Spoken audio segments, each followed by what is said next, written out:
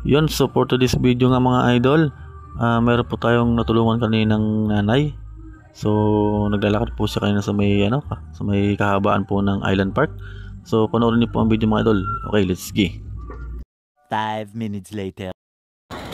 Yun, so magandang hapon mga idol. Habang nasa biyahe nga ako mga idol, may nakita po akong naglalakad mga idol. Si nanay po, nakita ko naglalakad. May dala-dala pong mga kalakal. So try nating tulungan siya mga idol kahit kaunting bagay lang mga idol. Let's go. A few moments later. So ayan si nanay mga idol oh. Marami po siyang dala mga idol. Try po natin kausapin. Nay, sige po nay. Taga-saan po kayo nay? Talisayan po. Talisayan kayo? Opo. Ba't naglalakad kayo? Ha? Naglalakad kayo? Ano yan mga... Kalakal po. Yun nga mga idol, so napansin ko nga mga idol kay nanay. Pagod na pagod po siya maglakad mga idol. Aabutan po siya ng ulan mga idol. Si nanay nga mga idol ay kanina ko pa nakita yan. Pagkadaan ko dito kanina mga idol. Bago ang lahat mga idol, interviewin muna natin siya mga idol para matulungan natin. So pakinggan po natin ang sasabihin niya mga idol. Let's go! Kayo lang po naghahanap buhay? Opo. Kasama ko sa yung pamangkin ko. Guys, kawawa naman si nanay oh. Naghahanap buhay sa mag-isa. Saan kayo na sa Talisayan? Dito lang bago ang bago yung tulay doon na nasira. Doon Dito sa may lang ano? Opo.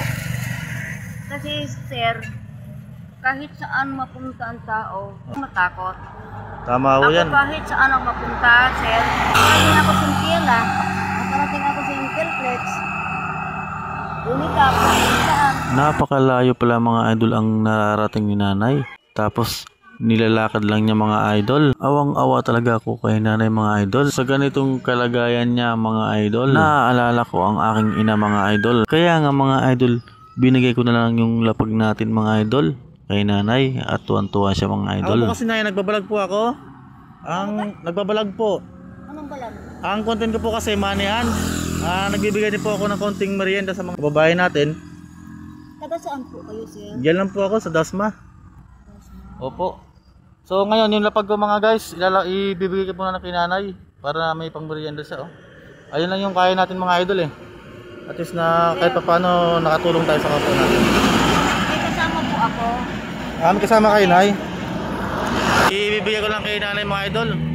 Sana matulungan nyo rin siya mga idol oh. Siya lang po kasi naghahanap buhay daw. Nakakalakal po siya. Wala po kayo mga anak nay? Pamangkin lang. Pamangkin lang po. Pero buti kaya nyo pang mga lakal nay no? Okay. So bali yung lapad ko ngayon, ibibigay ko muna kay nanay. Dapat maglalapag po ako sa Dasma ngayon eh. Ano nyo? Maraming salamat. Mga idol, binigay ko muna kay nanay yung lapag natin mga idol. Kasi ayun lang kaya natin mga idol eh.